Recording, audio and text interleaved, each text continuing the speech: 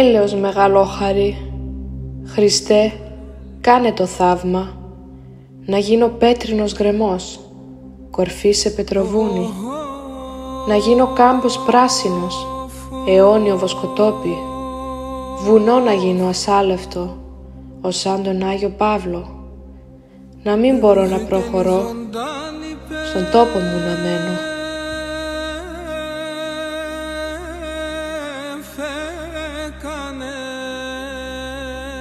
Έχω περβόλια πότιστα, αθέριστα χωράφια.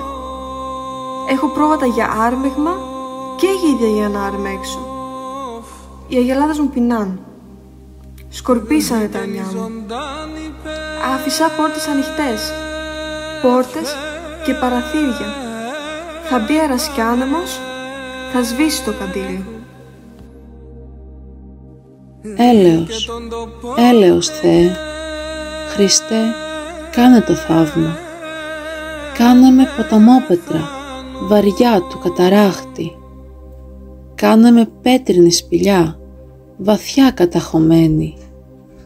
Κάνε να γίνω ό,τι θες, δέντρο, βρύση, σκουλίκι, χώμα. Σαν θέλεις, κάνε με χλόι, ξερό χορτάρι. Μόνο εδώ, στο χώμα μου, στον τόπο μου άφησέ με, εδώ, για να με θάψουνε στον τάφο της γενιάς μου. Μας ξέχασε ο ουρανός και η γη μας απαρνιέται. Αλή, αλή και τρισαλή, ποια μοίρα μας προσμένει. Και ναι φορτωθάν τα